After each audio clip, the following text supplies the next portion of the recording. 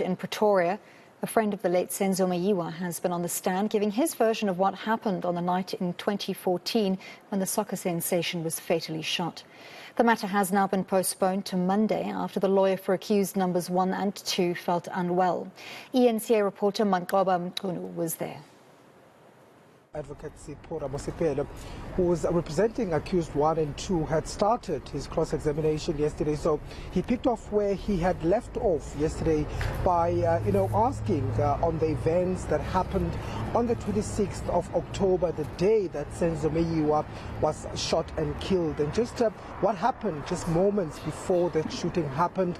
Recall that Mthokozisi Thwala had alluded to the fact that they had gone to Kelly Kumalo's house and they had a supper there, and just before they had then decided to leave and go back or perhaps go to a party that they'd wanted to attend, this is when the intruders had then come inside the house and demanded cell phones and money, and then shot Senzo Meyiwa in a scuffle that had ensued on that day. And of course we heard Ramosipile asking Thwala about the events leading up to the shooting, the scuffle that ensued before that shooting occurred, and exactly the point when these intruders had then walked into the house, and what did he see when these intruders had walked into the house. I think one of the questions that Ramosipile had asked was whether the doors were locked at the time, whether burglar guards locked when these intruders had come into the house, to which Thwala had responded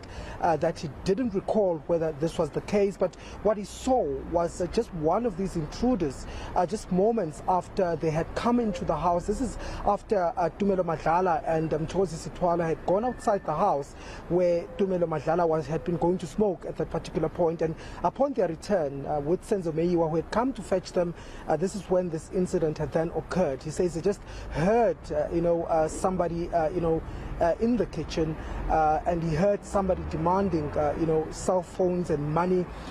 He could not make out exactly where the second intruder was at that particular point, but what he says is that when they first saw the intruders that were inside the house, they thought that this perhaps was one of the neighbors that had come into the house. But take a listen to what he had to say exactly about this particular point. Your story is that the first intruder to enter the house carried a firearm or a gun, correct?